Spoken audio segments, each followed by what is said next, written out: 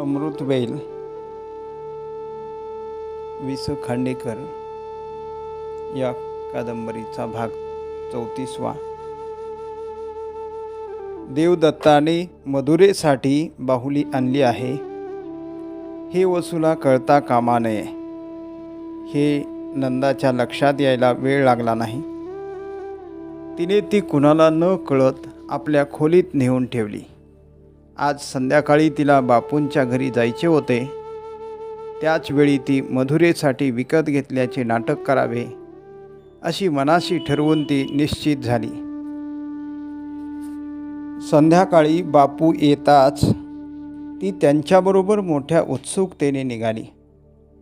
बापूंचे बिराड विलासपूरच्या मध्यभागी असलेल्या विठ्ठल मंदिराच्या उजव्या बाजूला एका बोळात होते। बापू झपाझप पुढे चालले होते। नंदा जे जे डोळ्यांनी टिपता येईल ते मनात साठवीत त्यांच्या मागून जात होती। आपल्या देशाच्या दारिद्र्याविषयी तिने पुस्तकात पुष्कळ वाचले होते, पण आज तिला त्याचे जे पुसट दर्शन होत होते ते मोठे दुःखदायक होते। न कळत तिचे मन इथल्या प्रत्येक गोष्टीची मुंबईतल्या त्या प्रकारच्या गोष्टीशी तुलना करू लागले। शेवटी तिच्या मनात आले, मुंबईसारखे शहर हा या देशाचा दर्शनी भरजरी मखमली पडदा आहे, पण हा पडदा बाजूला केला म्हणजे त्याचे जे रूप दिसते ती विटक्या फाटक्या वस्त्रासारखे आहे। दासबाबू म्हणाले होते, आपलं घरटं सोडून गेल्याशिवाय पाखराला आकाशाचा अर्थ कळत नाही। किती खरे आहे ते। बापूंच्या मागून नंदा एका जुनाट वाड्यात शिरली। डावीकडच्या बिऱ्हाडाकडे वळली। घराचे दार उघडीत होते।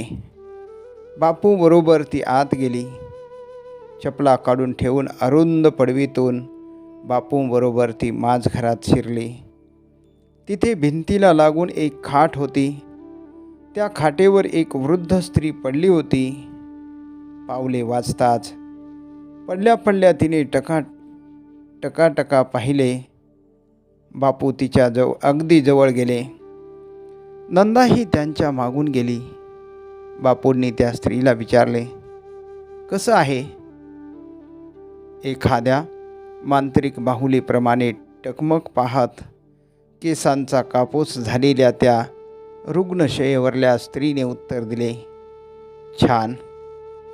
नंदाकडे बोट दाखवून बापू म्हणाले, सावित्री, आपल्याला मुलगी नाही म्हणून तू नेहमी कुरकुर करायचीस।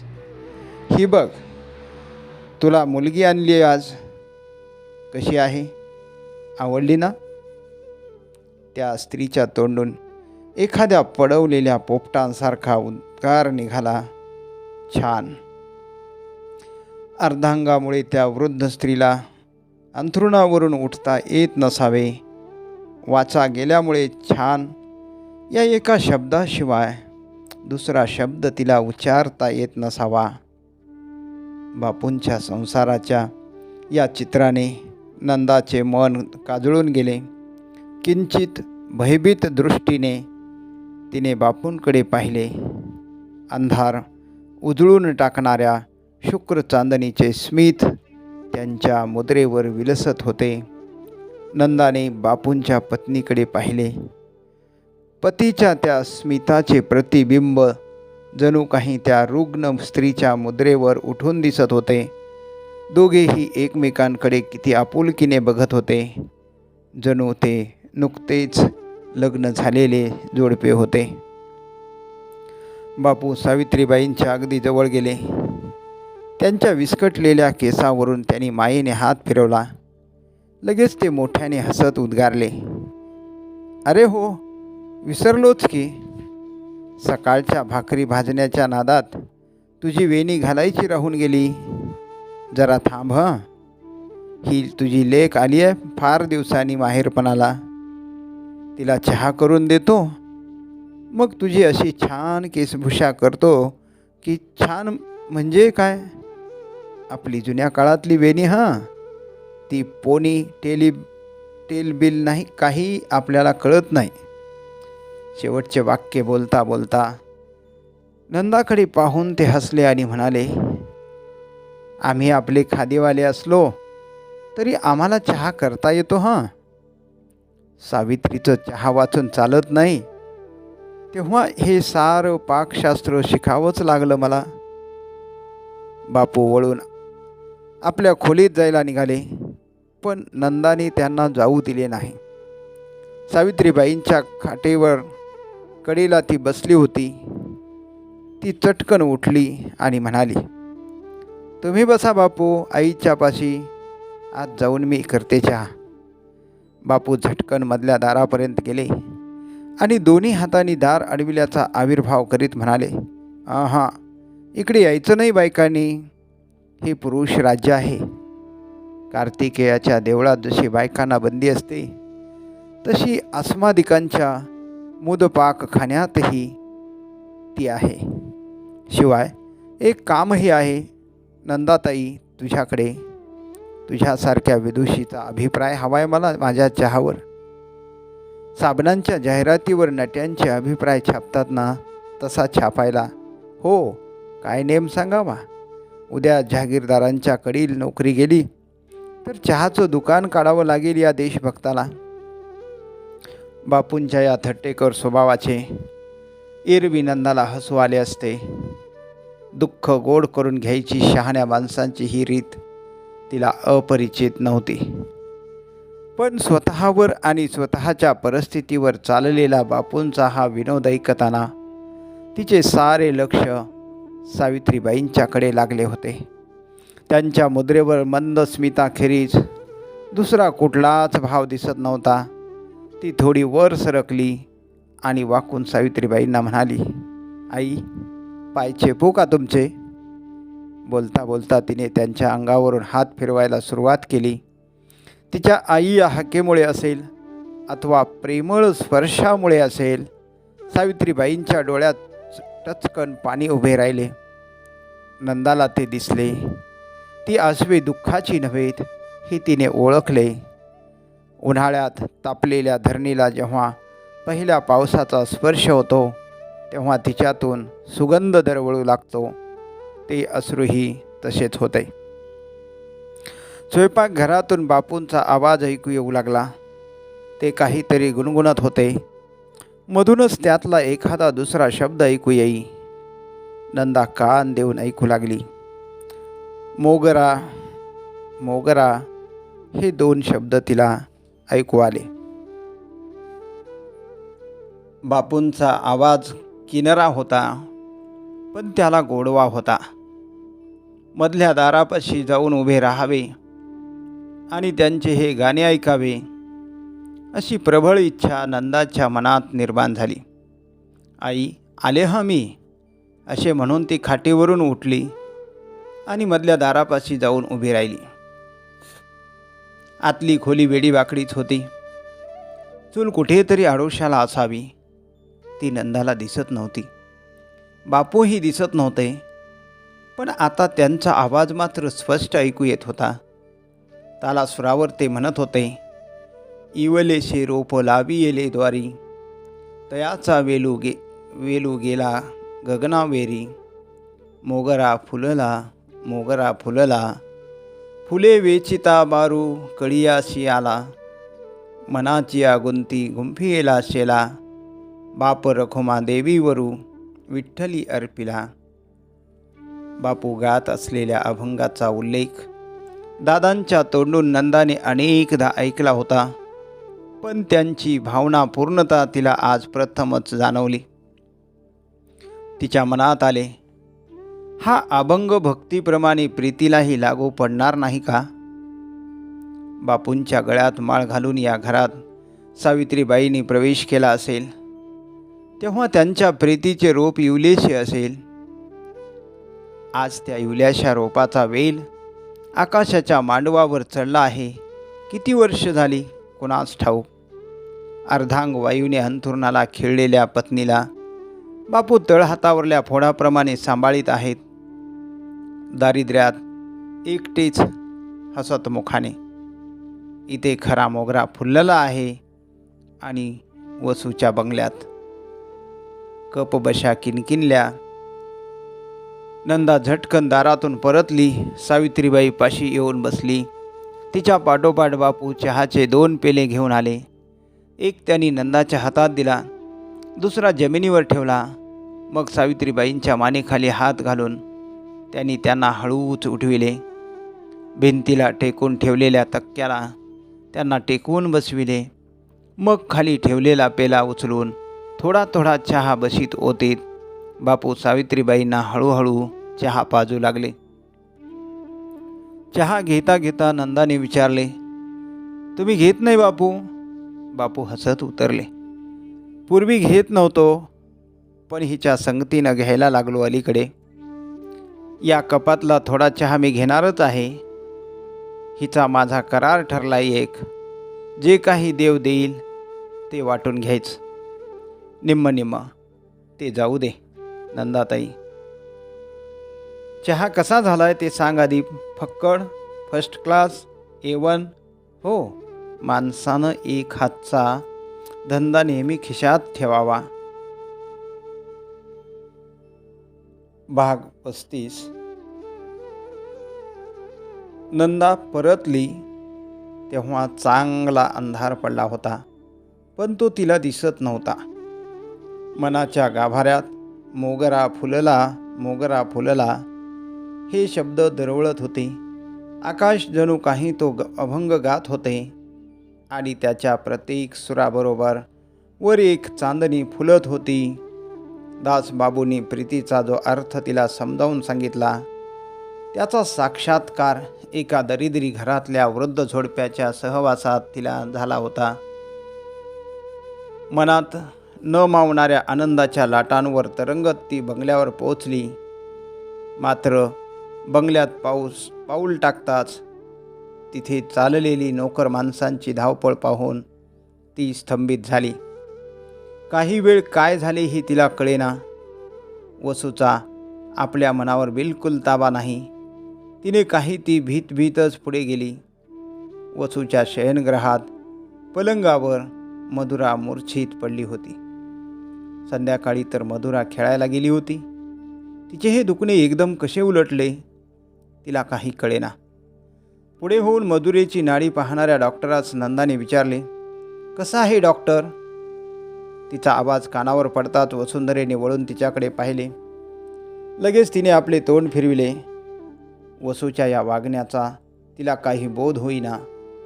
वसू पाहत होती तिकडे तिने आपली नजर वळवली.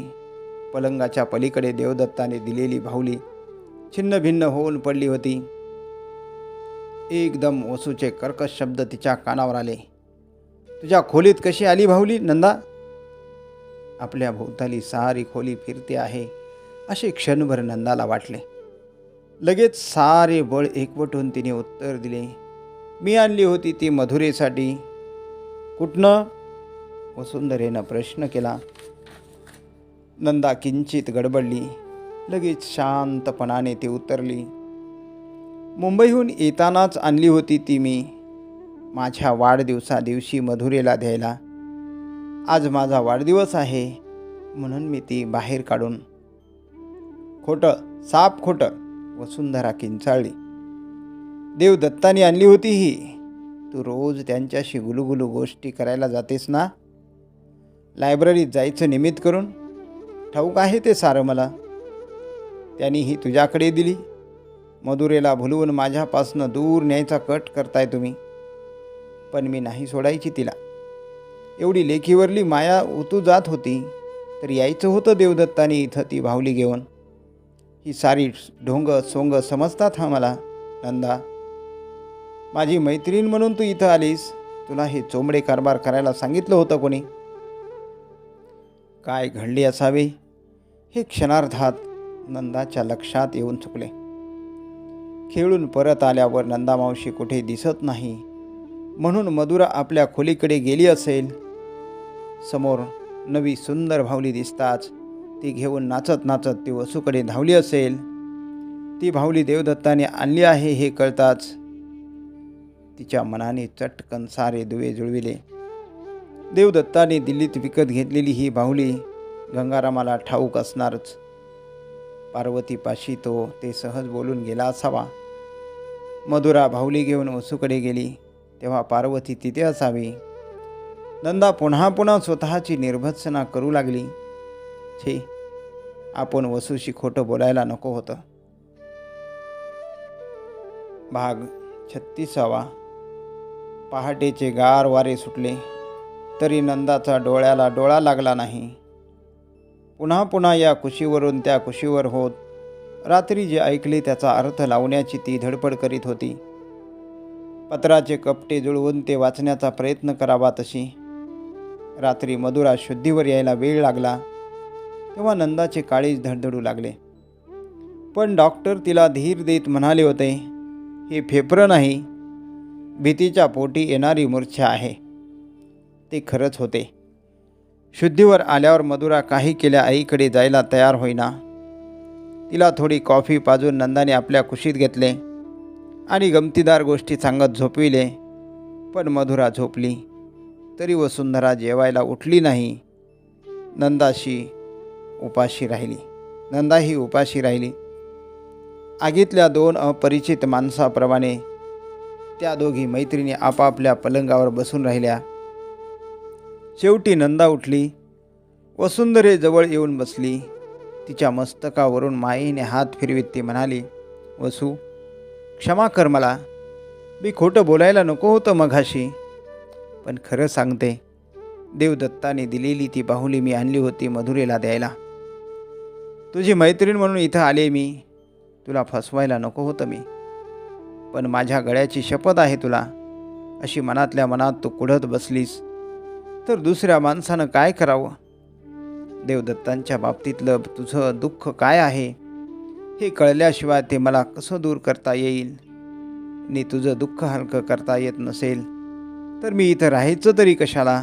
मी परत जाऊ का?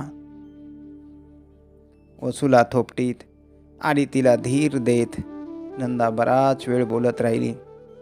तेव्हा कुठे तिच्या मनातली अडी कमी झाली. तिच्या अबोलपणाचा बांध फुटला. नंदाच्या मांडीवर मस्तक ठेवून कितीतरी वेळ ती आपली कहाणी सांगत राहिली.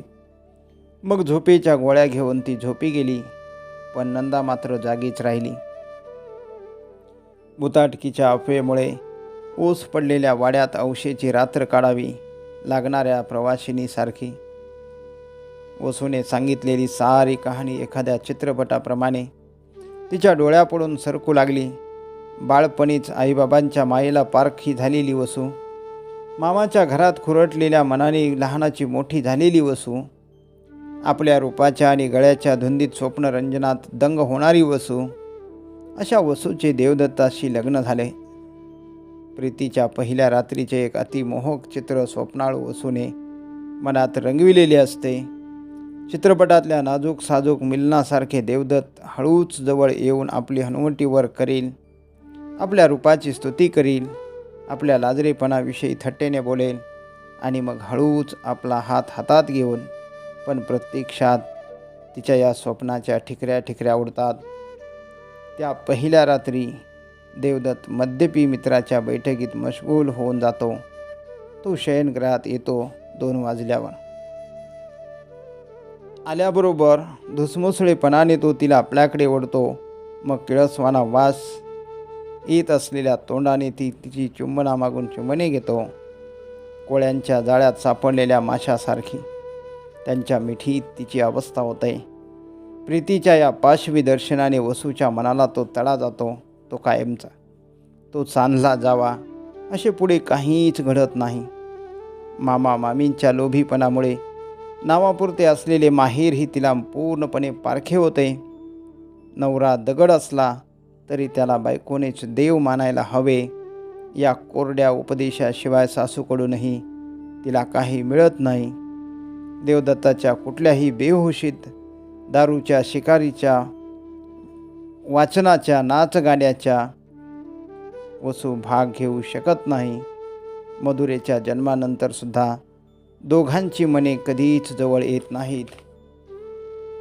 हळूहळू देवदत्तांच्या वडिलांच्या आत्महत्येची कथा तिला कळते.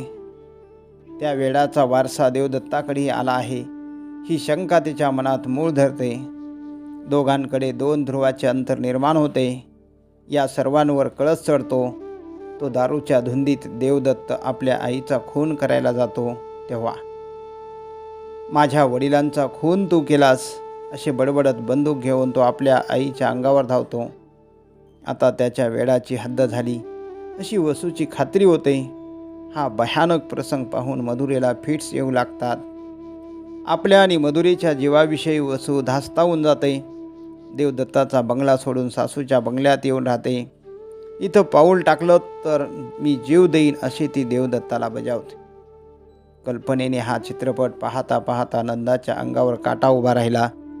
सुंदर हिरवळीच्या खाली भयंकर ज्वालामुखी धगधगत असावा तसे बाह्यतः सुख शिखरावर असलेल्या वसूच्या संसारात केवढे दाहक दुःख लपले होते.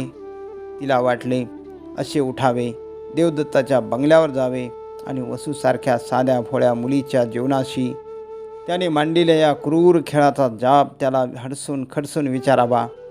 पण वसूच्या कहाणीतून देवदत्ताचे जे दर्शन तिला झाले होते ते लक्षात घेता असे काही करणे म्हणजे खेळातल्या बंदुकीने खऱ्याखुऱ्या वाघाची शिकार करायला जाण्यासारखेच होते. वसूविषयी तिला वाटणाऱ्या सहानुभूतीला जसजशी भरती येत गेली तसा तिला स्वतःचा अधिक राग येऊ लागला.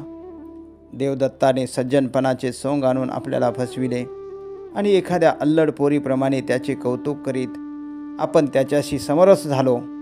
त्याच्या बुद्धीचे आणि व्यक्तित्वाचे आकर्षण आपल्याला वाटू लागले.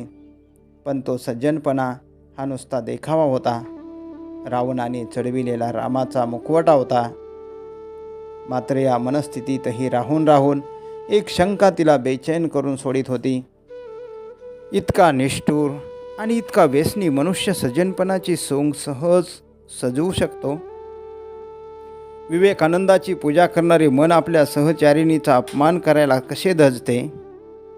अश्वस्थाम्याच्या एकाकीपणाच्या वेदना ज्याच्या हृदयाला घरे पाडतात त्याने स्वतःशी जिचे नशीब बांधले गेले आहे त्या बायकोच्या दुःखाशी काडी इतकीही कदर करू नये याचा अर्थ काय. चंचलसारख्या मुक्या जीवाचा ज्याला लळा लागतो या प्रश्नाने ती अगदी कासावीस झाली. हे सारे मनातून काढून टाकून ती स्वस्थ पडली. पण काही केल्या तिला झोप येईना. मध्येच तिच्यापाशी झोपलेली मधुरा ओरडली, आई. हळुवारपणे नंदाने तिला आपल्या कुशीत घेतले. मधुरेने तिला घट्ट मिठी मारली. त्या गाढ विस्रब्ध बालस्पर्शाने नंदा सुखावली. या मिठीत जगातले कुठलेही दुःख प्रवेश करू शकत नाही या कल्पनेवर तरंगत तिने निद्रेच्या राज्यात प्रवेश केला. अमृतवेल वि. स. खांडेकर लिखित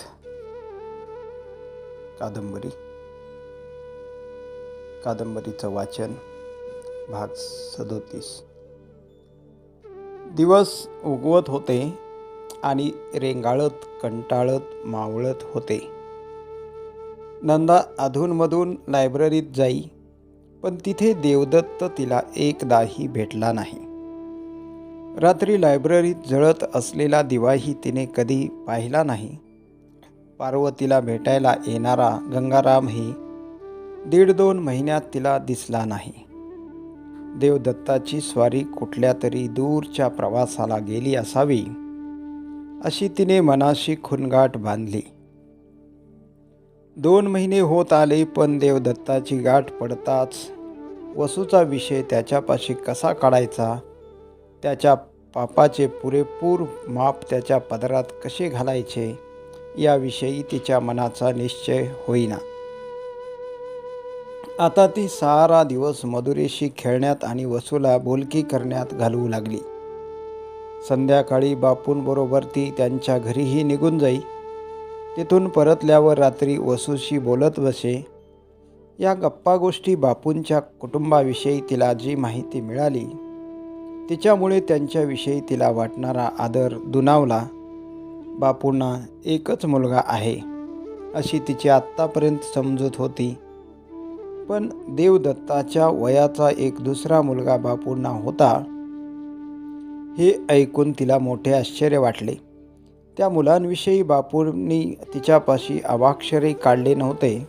तो फार हुशार होता. म्हणे जगता वाचता तर आईबापांचे पांग फेडता.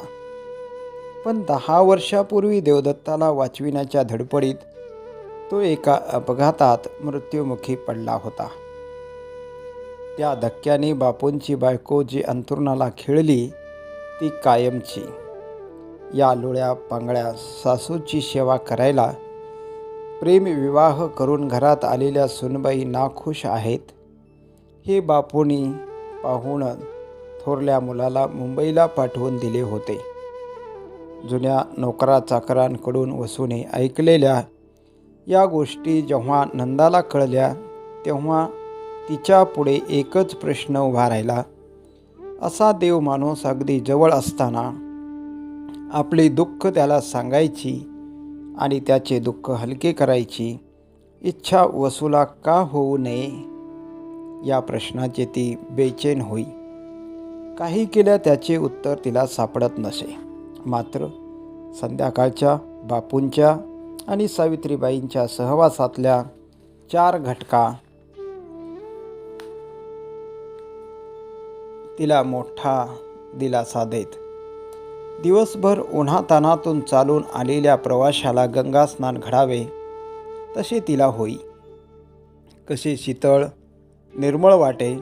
आईचा निरोप घेऊन बापूंच्या घरून परत येताना न कळत मोगरा फुलला हा चरण ती गुणगुणू लागे.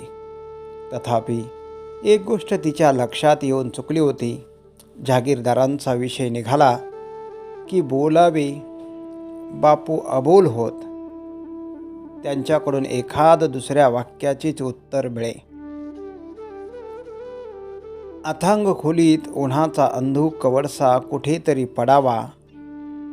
तो इवलासा सोनेरी प्रकाश सुरेख दिसावा.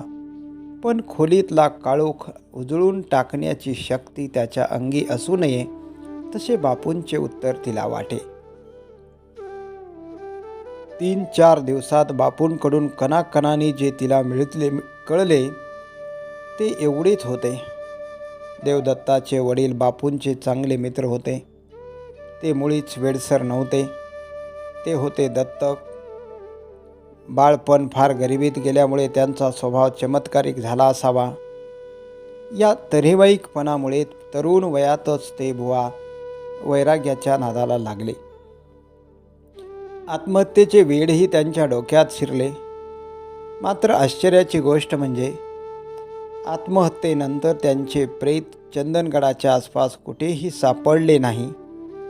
आत्महत्येच्या पत्राबरोबरच त्यांनी देवदत्ताच्या नावाचे एक पत्रही बापूंच्याकडे पाठवून दिले होते.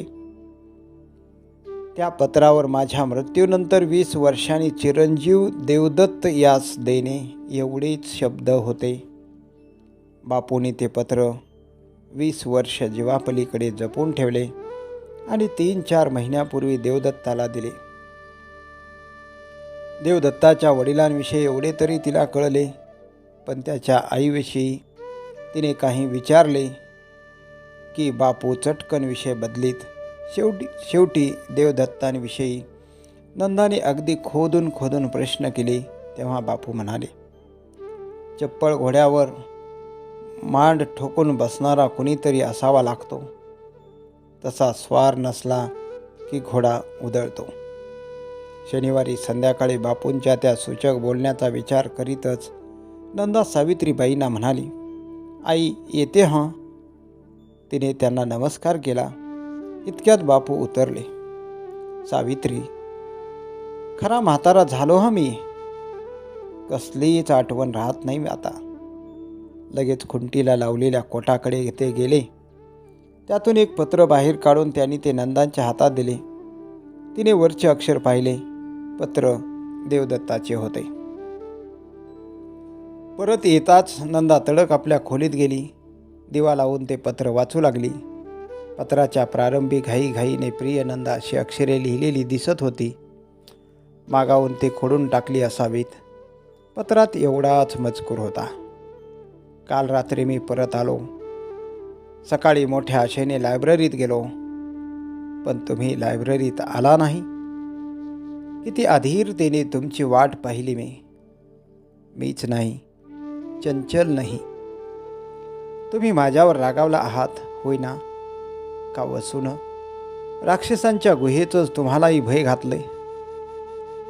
मी मनकवडा नाही, पण तुम्ही भित्र्या नाही, असं माझं मन मला सांगतंय.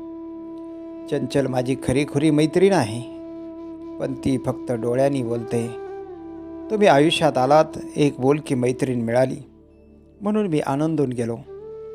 ज्याच्यापाशी आपलं हृदय उघडं करता येईल असं माणूस जगात आहे, असं तुमच्याशी बोलताना मला वाटू लागलं.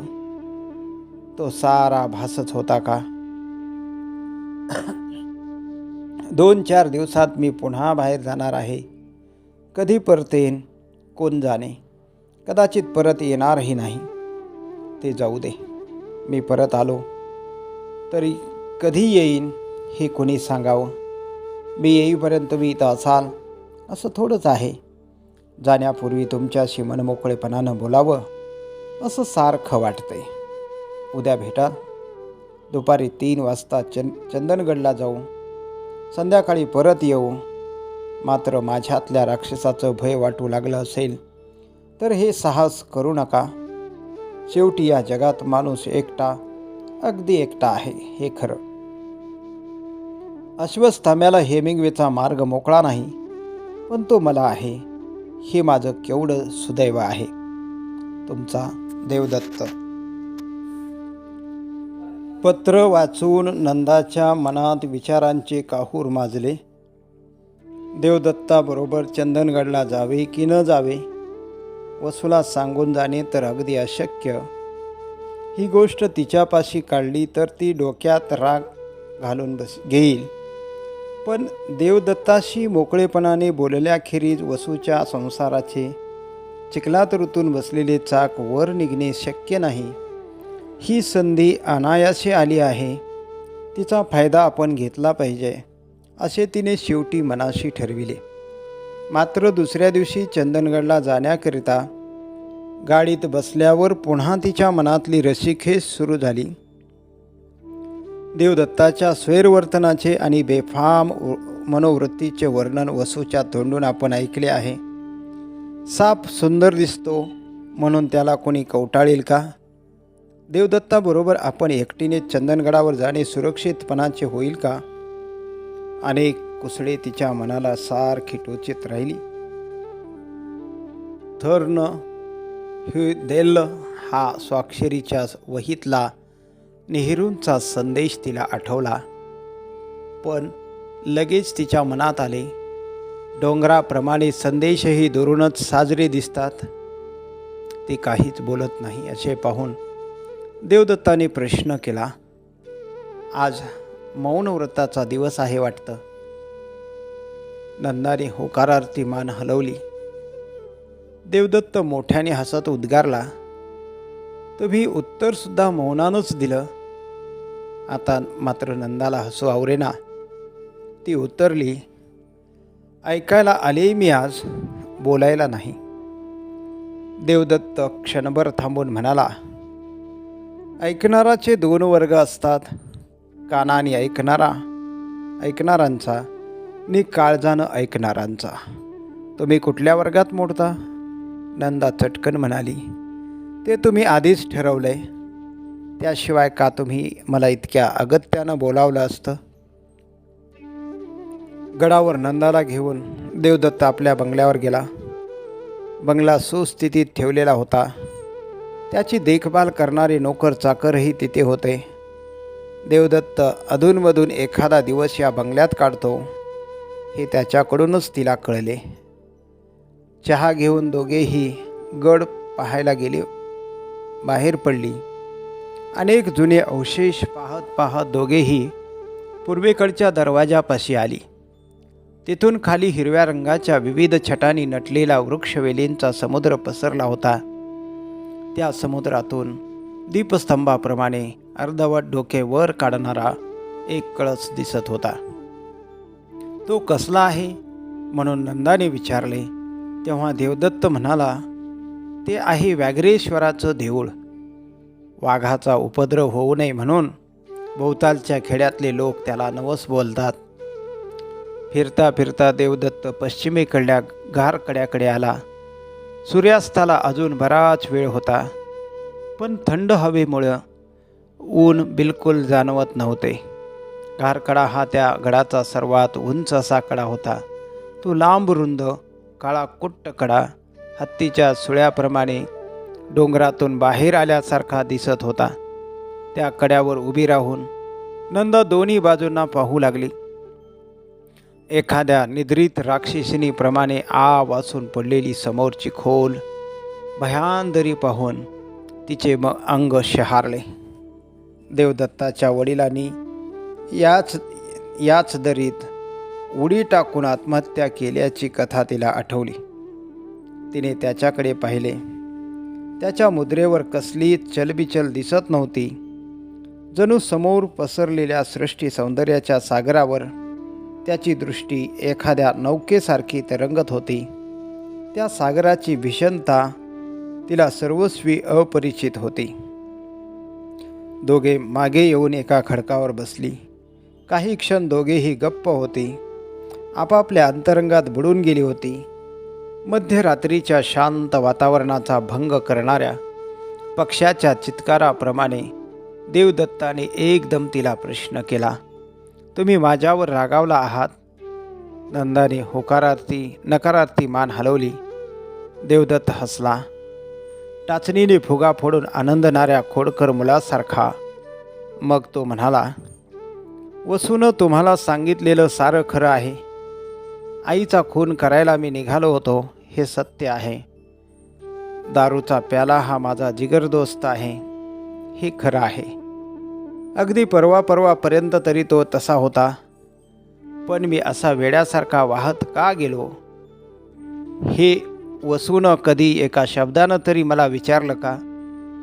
सुखदुःखांची भागीदारी म्हणून ती माझ्या आयुष्यात आली, पण जगाच्या बाजारात विकत मिळणारी सारी सुख हवी होती तिला. पण ज्याच्यामुळं तिला कळाली त्याची देवदत्त एका खोल गर्तेत गाडला गेला होता.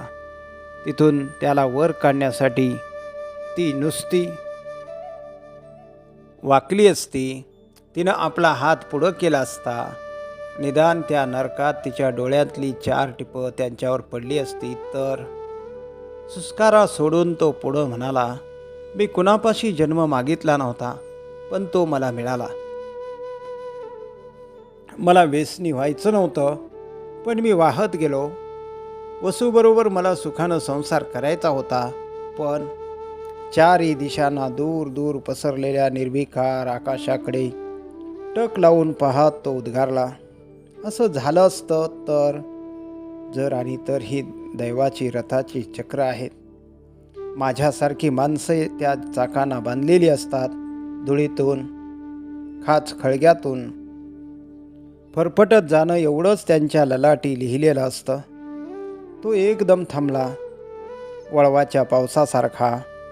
त्याने तसेच बोलत राहावे आणि त्याची सारी कहाणी ऐकल्यावर मग आपण बोलावे म्हणून नंदा स्तब्ध राहिली. पण पृष्ठभागावर आलेल्या देवमाशाने पुन्हा समुद्रात खोल बुडी मारावी तसा तो कुठल्या तरी जुन्या दुःखद आठवणीत नाहीसा झाला. जणू नंदा, वसू, घारकडा, चंदनकड हे सारे एक स्वप्न होते आणि त्या स्वप्नातून तो जागा होऊ पाहत होता. तो काहीच बोलत नाही. असे पाहून नंदाने आपुलकीने ओथंबलेल्या स्वराने प्रश्न केला, पण तुमच्यासारख्यानं हे व्यसन स्वतःला कसं जडू दिलं?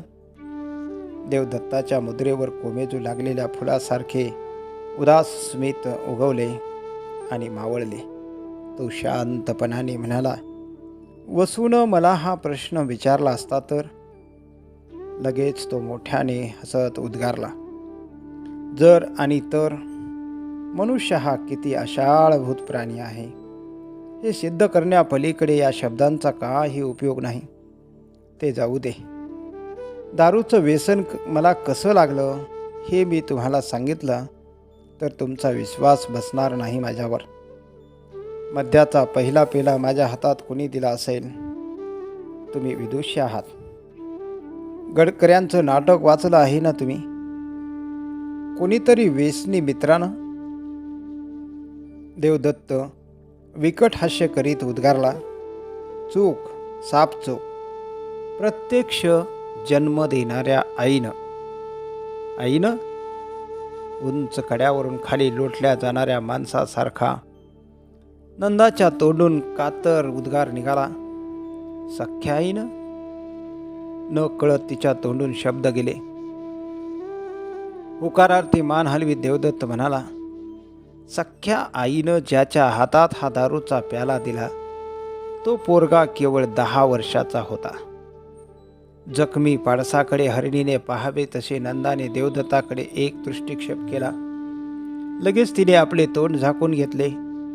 कुणीतरी आपल्याला पोत्यात घालून त्याचे तोंड घट्ट शिवले आहे आणि समुद्रात सोडलेले ते पोते हळूहळू खाली जात आहे असा तिला भास झाला. सत्याचे हे दर्शन किती अमंगळ, किती भयप्रद होते. न कळत तिच्या कंठातून एक हुंदका बाहेर पडला.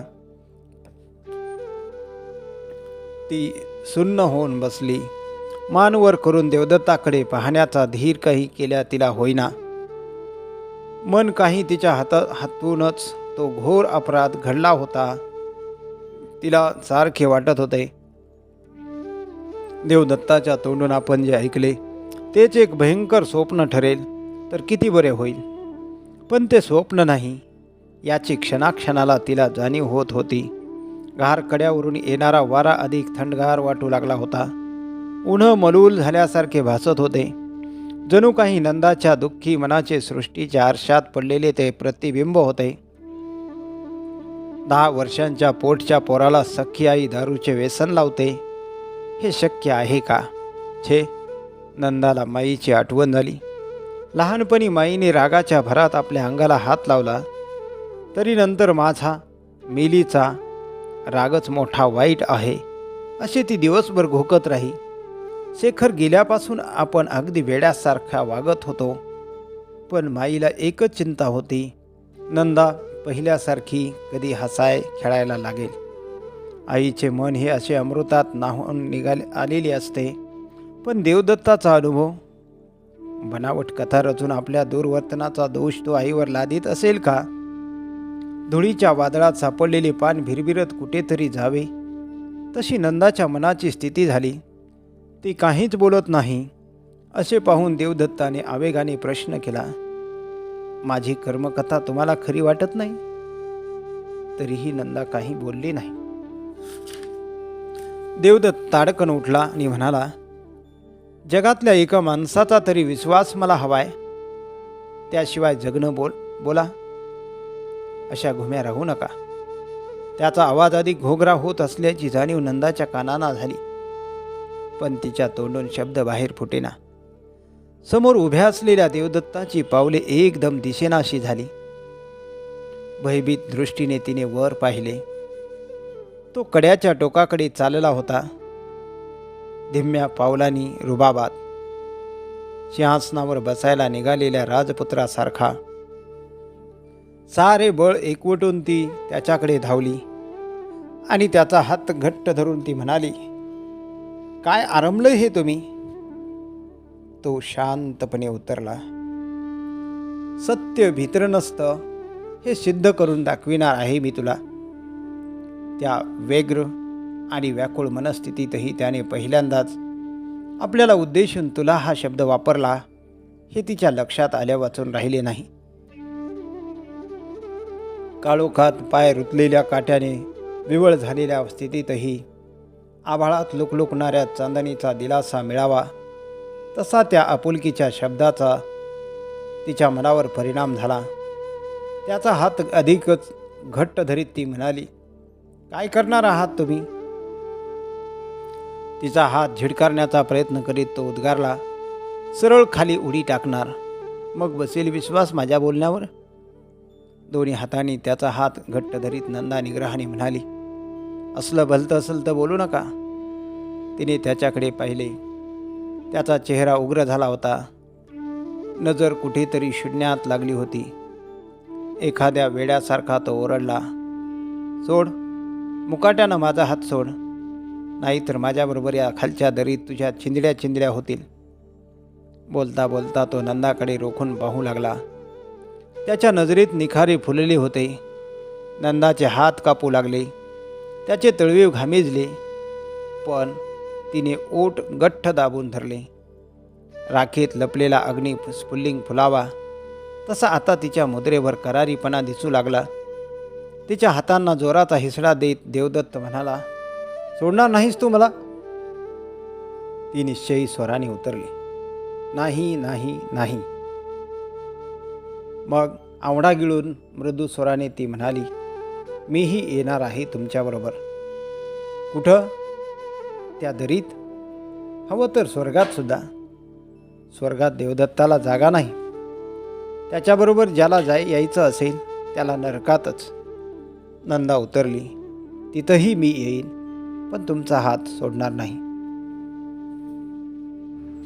देवदत्त खाली पाहू लागला. नंदाने अशी खाली वळलेली त्याची दृष्टी केव्हाच पाहिलेली नव्हती. नेम धरलेल्या बंदुकीप्रमाणे ती दुसऱ्यावर नेहमी रोखलेली असायची. आपल्या हातातला त्याचा हात थरथरत आहे असा तिला भास झाला. त्याच्या उद्दाम मनाच्या जहरी लहरीवर आपण या क्षणापुरता तरी विजय मिळविला हे तिच्या ध्यानी आले. त्याचा हात न सोडता ती परत वळली. त्याच क्षणी कुणीतरी घाईघाईने घारकड्याकडे येत आहे असे तिला दिसले. तिने झटकन देवदत्ताचा हात सोडला. ती दोघे थोडी पुढे आली. न आली तोच गंगाराम त्यांच्याजवळ येऊन पोहोचला. मुजरा करून त्याने एक चिठ्ठी देवदत्ताच्या हातात दिली. त्याने ती वाचली. लगेच तिचे तुकडे करून ते वाऱ्यावर फेकून दिले. दूर उडत जाणाऱ्या त्या तुकड्यांकडे पाहत तो म्हणाला, मला सवड नाही म्हणून सांग त्यांना. गंगाराम मुजरा करून निघून जाताच नंदा म्हणाली, काही घाईचं काम असलं तर? मघाच्या खडकावर येऊन बसत देवदत्त म्हणाला, दोस्त आले आहेत हे माझे गडावर, पण माझ्या कोशातल्या शब्दांचे अर्थ बदलायला लागले आहेत. त्याला मी काय करू? दोस्त म्हणजे दुश्मन. मजा करायला आली आहेत ही मंडळी, करू देत बापडी. मला दुःख होतं ते एका गोष्टीचं. ही सारी दुतोंडी आहेत. यात 10चा आकडा असलेला नाग एक सुद्धा नाही. किंचित थांबून तो विषण्ण स्वरात म्हणाला, त्याच्या गळ्यात गळा घालून परवापर्यंत मी जगत होतो. हा अप्रिय विषय बदलला पाहिजे. हे नंदाच्या ध्यानात यायला वेळ लागला नाही. सहज सुचल्यासारखे दाखवीत ती त्याला म्हणाली, देवदत्त, तुम्ही लिहिलेली ती अश्वत्थाम्याची कहाणी माझ्या मनात सारखी घोळते. या जगात मनुष्य अगदी एकाकी असतो हे खरं आहे का? त्याला जीवाभावाचं कोणी माणूस कधी मिळतच नाही. आई, बाप, बहीण, भाऊ, बायको. देवदत्त उतरला. वडिलांच्या मायेची एकही आठवण माझ्यापाशी नाही. पुसट आठवतात ते त्यांचे वेडे विद्रे, बुवा वैरागी. मला मित्र मिळाले. ते गुळाला चिकटलेले मुंगळे पाहिले आहेस तू नंदा? हां, एक अवघा एक अपवाद होता. बापूंचा धाकटा मुलगा मोहन. सतार काय सुरेख वाजवीत असे.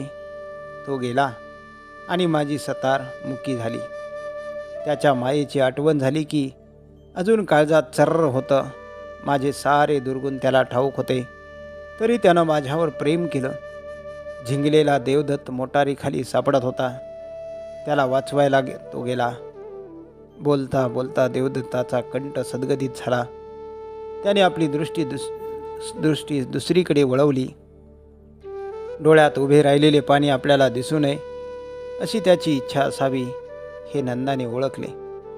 आता परतायची गोष्ट काढावी असे नंदा मनात म्हणत होती. इतक्यात सरकार, भाईसाहेब, देवदत्त अशा हाका मागून ऐकू येऊ आल्या. दोघेही लगबगीने उठली. वळून पाहत देवदत्त म्हणाला, हे आमचे दोस्त येत आहेत. वकील, डॉक्टर, कॉन्ट्रॅक्टर, देशभक्त. या दोस्तांना आता सांगून टाकतो की मला ही नवी मैत्रीण मिळाली आहे. यापुढं तुमचं तोंडसुद्धा पाहायची इच्छा माझी नाही. त्याच्या या पवित्र्याने नंदा मनात भिवून गेली. समाजाच्या काकदृष्टीची जाणीव असणारी तिच्यातील स्त्री जागी झाली. त्याच्यापासून दूर होत ती म्हणाली, माझ्या गळ्याची शपथ आहे तुम्हाला, असलं काही बोलू नका यावेळी. घटकाभर चला तुम्ही. त्यांच्याबरोबर गेला नाही तर ही मंडळी उद्या माझ्याविषयी नाही त्या कंड्या पिकवतील. मला विलासपुरात राहणं कठीण करून टाकतील. देवदत्त आणि त्यांचे दोस्त यांच्या पाठमोऱ्या आकृती दिशेनाशा होईपर्यंत नंदा त्यांच्याकडे पाहत उभी राहिली. मग ती मोठ्या समाधानाने खडकावर बसली. भोवताली उगवलेल्या गवताच्या नाजूक हिरव्या पात्यांना कुरवाळू लागली. देवदत्तांबरोबर चंदनगडला जाण्याचा निर्णय घेतल्यापासून तिच्या मनावर एक मोठे अनामिक दडपण येऊन पडले होते. तो आपल्याशी कसा वागेल, आपल्या प्रश्नांची तो सरळ उत्तरे देईल की नाही, याविषयी तिला सारखी शंका वाटत होती. आता तिच्या मनावरले ते ओझे कुठल्या कुठे उडून गेले. शेवटचा पेपर टाकून परीक्षेच्या मंडपातून बाहेर पडणाऱ्या विद्यार्थ्यांसारखे तिला हलके हलके वाटू लागले. देवदत्तांच्या तोंडून कितीतरी गोष्टी तिला कळल्या. त्याच्या विचित्र वागणुकीचे रहस्य थोडेफार उलगडले. त्या सर्व दुव्यांची साखळी जुळविण्यात ती घडून गेली. वयाच्या 10व्या वर्षी सख्खी आई ज्याला दारूचे व्यसन लावते, त्याचा जगावर विश्वास उडून गेला तर त्यात नवल कसले. पित्याचे प्रेम ज्याच्या वाट्याला आले नाही, आईने एका भयानक व्यसनाचे गुलाम बनविले. अशा माणसाचे मन मायेच्या ओलाव्यासाठी, निरपेक्ष प्रेमाच्या साक्षात्कारासाठी किती हापापले असेल. समुद्राच्या भरतीसारखी सारे पोटात घालणारी माया वसू त्याला देऊ शकली नाही. उन्हाळ्याच्या कडाक्याने तहानलेल्या जमिनीने आषाढभूतपणाने आभाळाकडे पाहावे आणि वर भरलेल्या ढगांनी नुसते 4 शिंतोडे टाकावेत, अशी देवदत्ताच्या मनाची स्थिती झाली आहे. हे आता तिला कळून चुकले. वसू त्याच्या आयुष्यात आली, पण एक सुंदर यांत्रिक भावली म्हणून. त्याला भावली नको होती. त्याच्या हृदयातली शल्य हळूवार हाताने दूर करणारी, आपल्या प्रेमाच्या सामर्थ्याने वेषणाच्या मगरमिठीतून त्याला मुक्त करणारी. तू कसाही असलाही तरी माझा आहेस, या शब्दांनी त्यांच्या मृतप्राय मनाला संजीवनी देणारी मैत्रीण त्याला हवी होती. आईच्या ज्या मायेला तो मुकला होता, ती त्याला वसूकडून हवी होती. पण स्वतःच संगमरवरी पुतळी होऊन बसलेली वसू ती द्यायला असमर्थ ठरली. नंदा देवदत्ताबरोबर आली होती. ती त्याच्या वर्तनाचा जवाब विचारायला. मनामध्ये सारखी वसूची वकिली करीत, पण देवदत्ताच्या तोंडून जे विलक्षण रहस्य बाहेर पडले त्याने हे सारे पार बदलून गेले.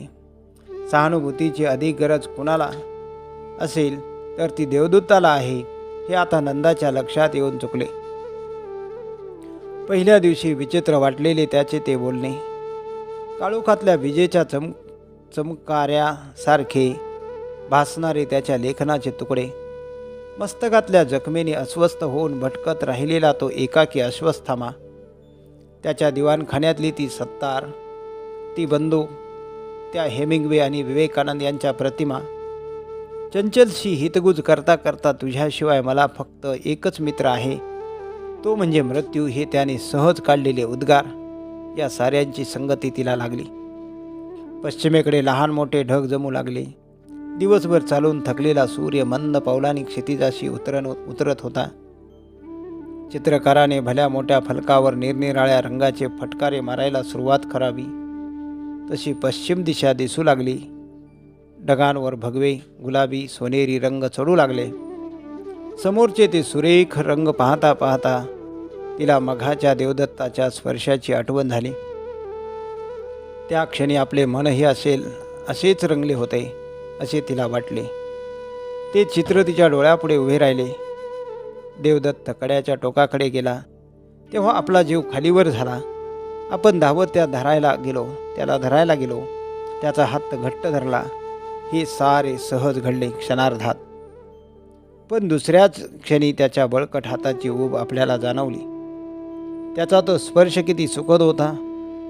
कसलाही उन्माद नव्हता त्यात, पण आपुलकी ती कारंजाप्रमाणे उचंबळून येत होती. त्या आपुलकीमुळेच इथे येईपर्यंत आपल्याला अहो जाओ म्हणणाऱ्या देवदत्ताच्या तोंडून नंदा अशी एकेरी हाक आली. पुढे तो बोलत राहिला, तोही तसाच, जणू आपल्याला तो लहानपणापासून ओळखत होता. आपण दोघे एकत्र खेळलो होतो, बरोबर शाळेत गेलो होतो. चिमणदाताने सुरेख वास येणाऱ्या पेरूंचे तुकडे काढून एकमेकांना दिले होते. त्या एका स्पर्शाने दोघांमधली परकेपणाची भिंत क्षणार्धात कोसळून पडली होती. देवदत्त एकाकी राहिला नव्हता. समोरचे सारे ढग रंगपंचमी खेळू लागले. गार कड्या पलीकडे पसरलेल्या वृक्षवेलींच्या हिरव्या समुद्रावर काळसर तरंग उठू लागले. रात्र लगबगीने पृथ्वीवर उतरत आहे आणि तिच्या आगमनाची पूर्वसूचना संध्याकाळच्या वाढत्या सावल्या देत आहेत. याची जाणीव होताच नंदा दचकली. घरी न सांगता मैत्रिणीबरोबर नाटकाला आलेल्या मुलीलाच रंगभूमीवरल्या अद्भुत रम्य सृष्टीत रमताना वास्तवाच्या मर्यादांचा विसार पडावा तसे तिचे झाले होते. पण नाटक संपल्यावर घरी जाताना त्या मुलीचे पाय लटपट कापू लागतात. नंदाही अशी अस्वस्थ झाली. तिचा सारा उत्साह मावळला. बाहेरच्या सृष्टीप्रमाणे तिचे मनही काळवंडू लागले. वसूला न सांगता आपण आलो आहोत. यव्हाना आपण विलासपूरला परत जायला हवे होते. देवदत्ताचा अजून पत्ता नाही. आपल्याला परतायला उशीर होणार हे आता उघड आहे. कुठं गेली होतीस म्हणून वसू आपल्याला तिरसटपणाने विचारेल. देवदत्ताकडून जे ऐकले आहे ते लक्षात घेऊन आपण तिच्याशी बोलू लागलो तर 11 स्थाळीपणाने ती सारा बंगला डोक्यावर घेईल. आपल्यावर नाही ते आरोप करील. बाहेरच्या काळोखापेक्षा या गोष्टीची तिला अधिक भीती वाटू लागली. छे, देवदत्ताची वाट पाहत इथे बसण्यात अर्थ नव्हता. तिने डोळे भरून त्या भीषण दरीवर पसरलेल्या मावळल्या संधीच्या सौंदर्याचा निरोप घेतला. ती वळली. बंगला गाठण्याकरिता लगबगीने चालू लागली. वाटेतच गंगाराम तिला भेटला. परत जाण्यासाठी देवदत्ताने आपल्याला बोलावले असेल असे वाटून तिचे मन शांत झाले. काय रे, परत जायचं ना? गंगाराम आदबीने उतरला. इतक्यात नाही बाईसाहेब, तिने आश्चर्याने विचारले. म्हणजे सरकार परत आले नाहीत अजून? कुठे गेले आहेत? व्याघ्रेश्वरांच्या देवळाकडे. वकील साहेब, डॉक्टर साहेब सारेच गेले आहेत. थांबलेली वेदना पुन्हा सुरू व्हावी तसे नंदाचे झाले. काही न बोलता तिने गंगारामकडे पाहिले. तो गालातल्या गालात हसत आहे असा तिला भास झाला. त्या भासाने ती अधिकच अस्वस्थ झाली. नंदाने मनगटावरल्या घड्याळाकडे पाहिले. यव्हाना 9 वाजून गेले असतील असे तिला वाटत होते, पण घड्याळात 7:30च झाले होते. बंगल्यावर आल्यापासून देवदत्ताची वाट पाहत कितीतरी वेळ ती पायावर उभी राहिली. काळोख केव्हाच पडला होता, पण देवदत्त परत येण्याचे लक्षण दिसेना. तिला त्याचा राग आला. संध्याकाळी तिला विलासपूरला परत पोहोचवायचे त्याने वचन दिले होते. त्याची त्याला आठवणसुद्धा नसावी याचे तिला दुःख झाले. ती उद्वेगाने आत गेली. गंगारामने देवदत्ताची खोली तिला उघडून दिली. ती आत जाऊन बसली. रंगभूमीवर भयंकर नाटक सुरू असावे आणि एखाद्या प्रेक्षकावर क्षणार्धात त्या नाटकात भाग घ्यायची पाळी यावी असे तिला वाटू लागले. 3-4 महिन्यापूर्वी तिला चंदनगडाचे नावसुद्धा ठाऊक नव्हते. देवदत्त नावाचा कोणी दुर्दैवी तरुण अस्तित्वात आहे याचीही तिला दाद नव्हती. आणि आज ती चंदनगडावरल्या बंगल्यात देवदत्ताची अधीरतेने वाट पाहत बसली होती. मध्येच तिच्या मनात आले, मला एकटीला विलासपूरला पोहोचीव नि मग आपल्या मालकाला न्यायला परत ये असे गंगारामला सांगावे. पण आता त्याचा काय उपयोग होता? आपला पत्ता नाही म्हणून वसूने तिकडे थैमान मांडले असेल. कोणाला तरी बापूंच्या घरी आपला शोध करायला पाठविले असेल. कदाचित देवदत्ताच्या नोकरा चाकरांकडे तिने चौकशी करविली असेल. आपण देवदत्ताबरोबर चंदनगडला गेलो आहे हे कळूनही चुकले असेल तिला. तिच्या मनाने या साध्या गोष्टीवर तरकटेही रचली असतील. आपण आता गेलो काय आणि देवदत्त परत आल्यावर गेलो काय, दोन्ही हिशोब सारखेच. पण देवदत्त आणि त्याचे दोस्त व्याघ्रेश्वराच्या देवळात इतका वेळ काय करत आहेत या प्रश्नाचे उत्तर एखाद्या भूताप्रमाणे तिला भेडसावू लागले. मन चिंती ते वैरी न चिंती अशी तिची स्थिती झाली. मिनिट काटा तास काटा इतक्या सावकाश चालत होता आहे असे तिला वाटू लागले. तिने खोलीत चोहीकडे पाहिले. खोलीतले सारे कसे सुंदर आणि नीटनेटके होते. पलंगासमोर वधस्तंभावर लटकलेल्या ख्रिस्ताचे पूर्णाकृती चित्र होते. चित्र सुरेख होते, पण नंदाला त्याच्याकडे फार वेळ पाहावेला. तिने दुसरीकडे दृष्टी वळविली. त्या कोपऱ्यात बंदूक ऐटीने उभी होती. बंदुकीकडे दृष्टी जाताच देवदत्ताची सतत मृत्यूचा विचार करणारी मूर्ती तिच्या डोळ्यापुढे उभी राहिली. मागाशी किती निर्भयपणे तो कड्याच्या टोकापर्यंत गेला होता. या अप्रिय विषयाचा विसर पडावा म्हणून ती पलंगावर पडलेली पुस्तके चाळू लागली. त्यातल्या एका पुस्तकाचे नाव होते ज्वाला आणि फुले. नंदा ते उघडून पाहणार होती. इतक्यात त्या पुस्तकाच्या खाली असलेले काही कागद तिला दिसले. आपल्या मनोगताला वाचा फोडण्याकरिता देवदत्त लेखन करीत असतो हे तिला आता चांगले ठाऊक झाले होते. तिचे कुतूहल चाळवले गेले. ते कागद उचलून ती वाचू लागली.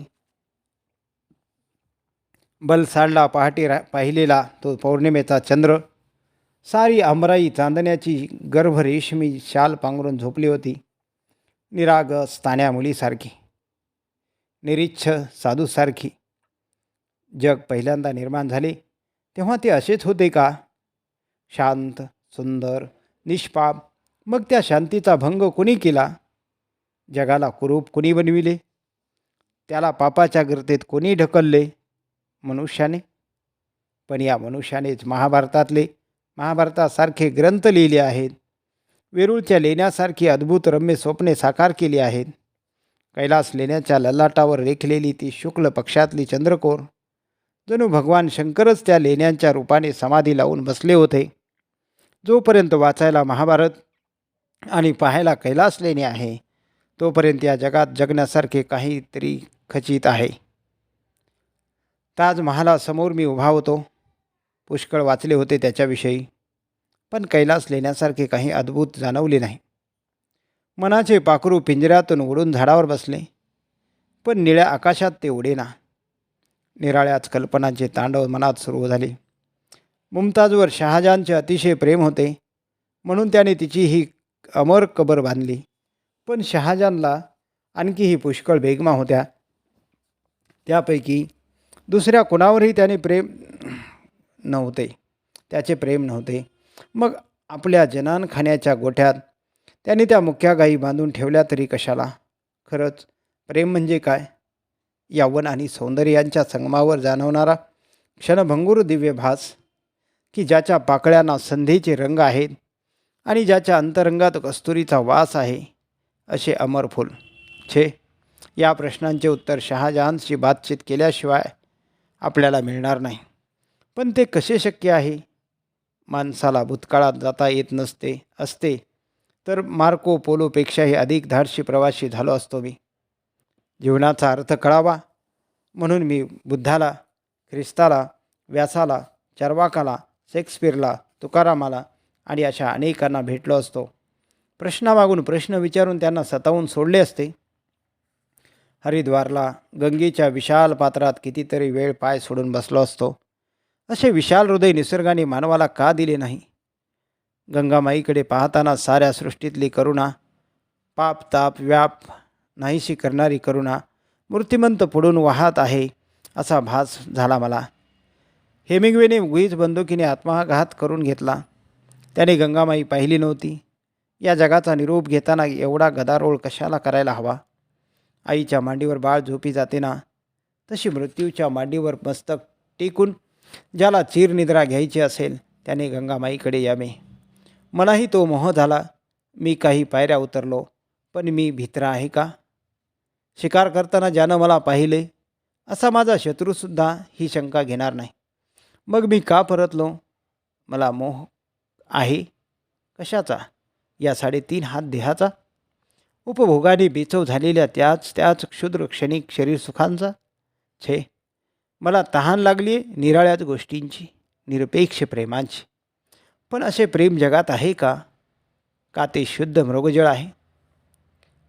लक्ष्मण झुल्याच्या अलीकडली महारोगी भिकाऱ्यांची ती रांग, ती डोळ्यापुढं उभी राहिली की अजून अंगावर काटा उभा राहतो.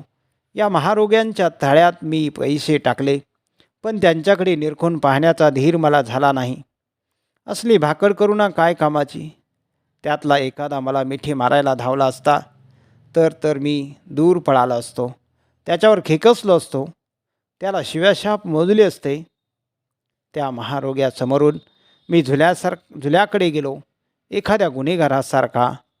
पण काळजाच्या आतून कोणीतरी सारखे आक्रोश करीत होते. But for the grace of God there go I. Devdatta, देवाच्या दयेनं तू जागीरदाराचा मुलगा झालास. निरोगी शरीर तुला मिळालं. नाही तर तू इथंच या रांगेतच हात पसरून जाणाऱ्या येणाऱ्यांकडे भीक मागत बसला असतास.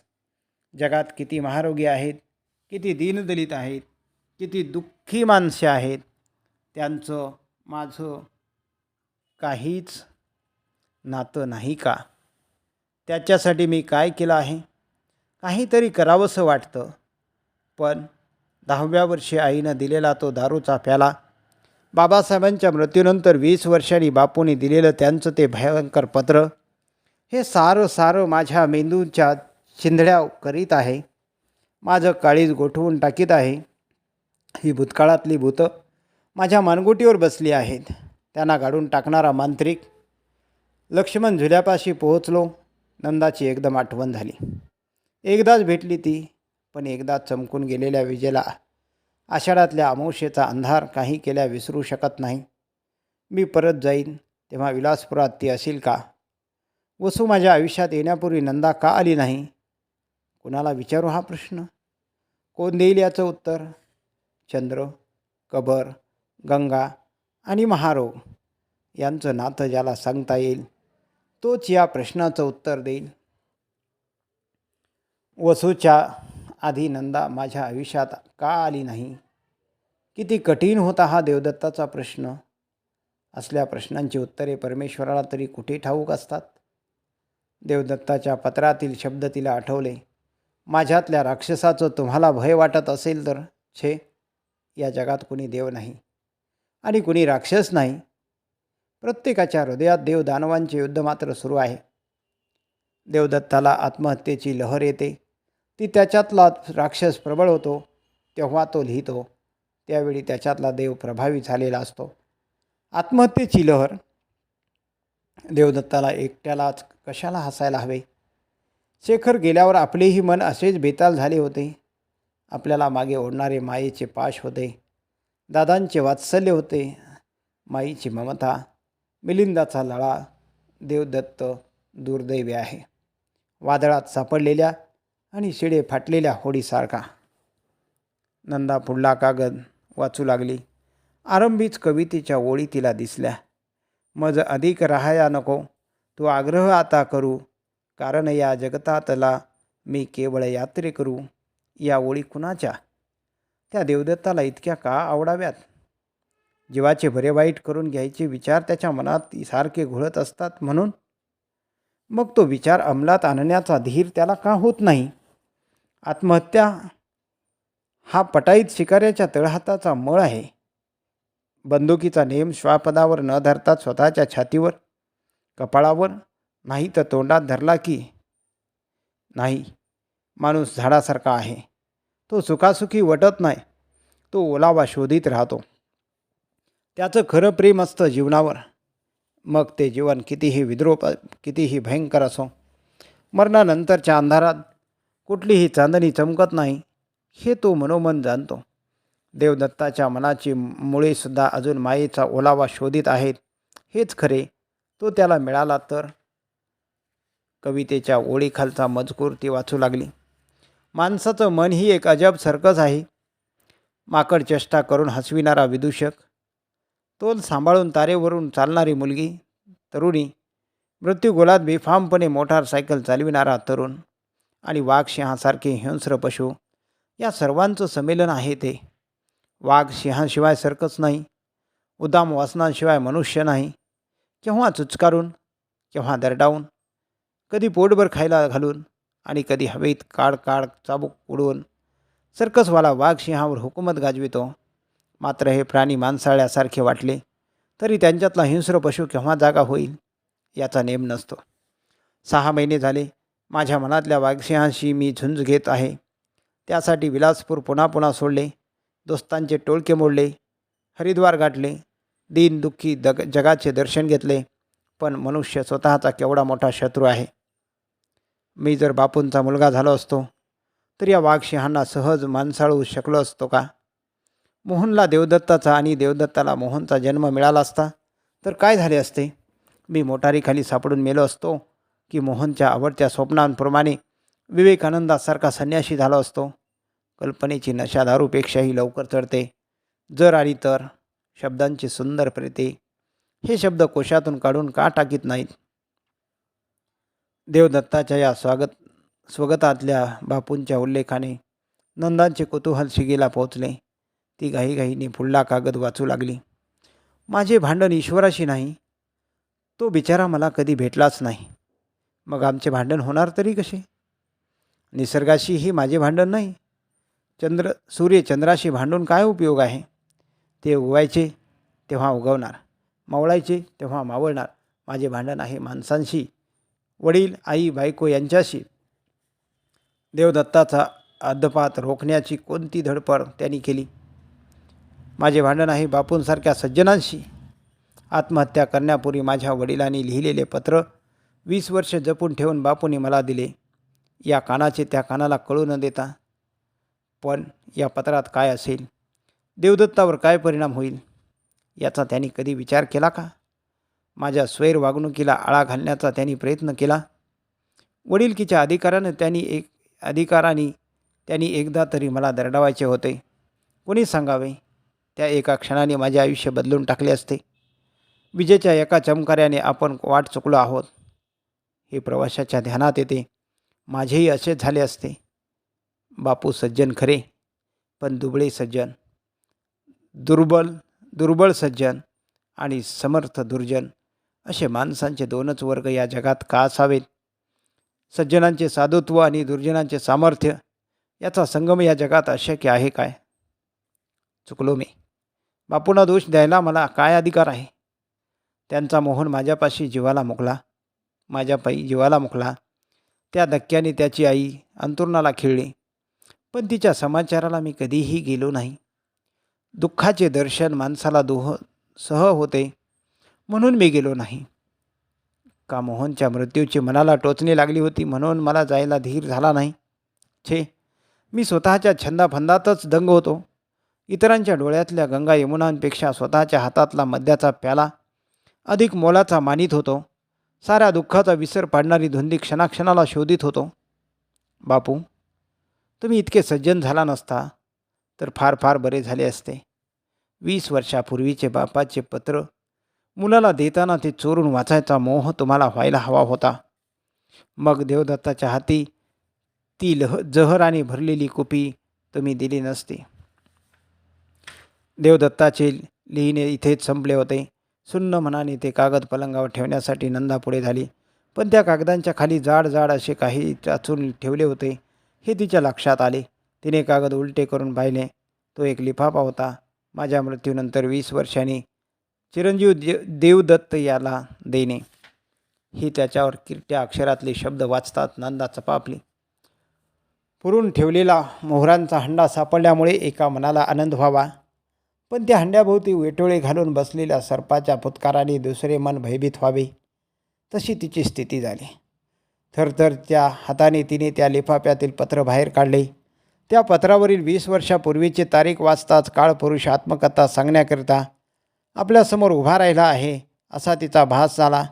अधीरतेने ती कथा ती ऐकू लागली. चिरंजीव देवदत्त यास माझ्या मृत्यूनंतर 20 वर्षांनी हे पत्र तुला मिळेल. आज तू फार लहान आहेस, अवघा 9 वर्षाचा. माणसाचं खरं खरं स्वरूप फार ओंगळ असतं. ते पाहून तुला किळस येईल. तुझं बालमन भेदरून जाईल. तू आयुष्याला भेटशील म्हणून ते पत्र तुला पुढं योग्य वेळी मिळावं अशी व्यवस्था मी करीत आहे. हे पत्र तू वाचशील तेव्हा तू तिशीतला तरुण असशील. जगातल्या खाचखळग्यांची आणि क्षुद्रतेची व दुष्टतेची तुला चांगली कल्पना आली असेल. माणसाचं मन थोडंसं खरवडलं की त्याच्या हात लपून बसलेला पशु बाहेर पडतो.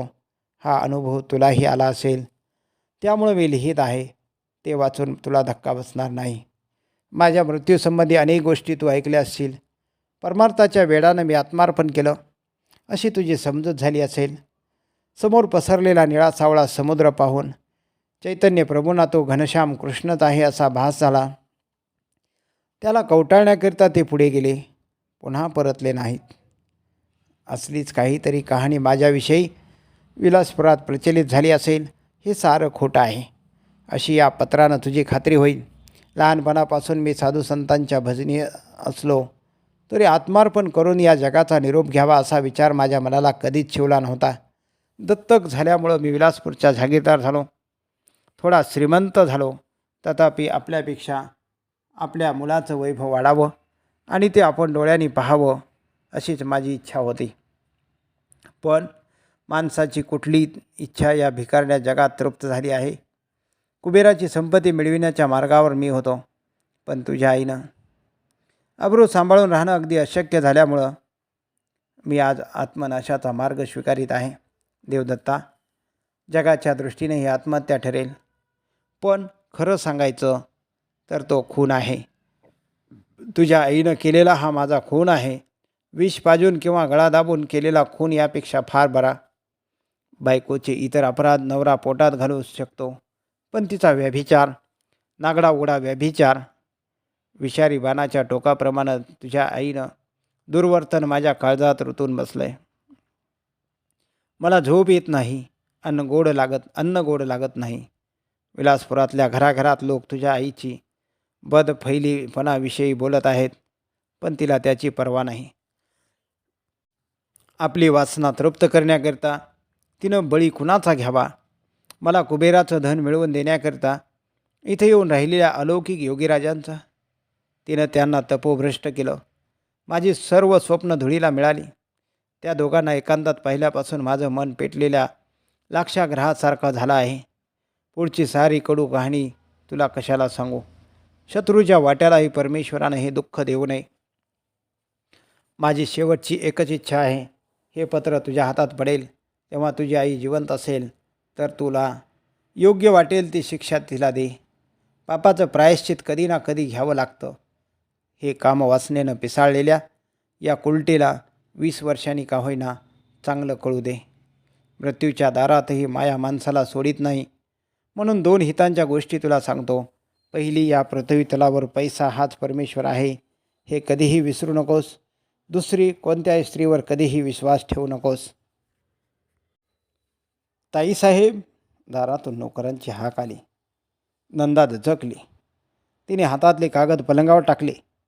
ती केव्हा जेवणार आहे हे विचारायला तो आला होता. देवदत्ताचा अजून पत्ता नव्हता. नोकराला काय सांगावे या विचारात ती पडली. इतक्यात देवदत्ताचा आवाज तिला ऐकू आला. साले कुत्ते, इथं या, म्हणजे दाखवितो एकेकाला. नंदा लगबगीने पुढे होते ना होते तोच देवदत्त दारात येऊन उभा राहिला. त्याचा अवतार पाहून तिला काळजात धस्स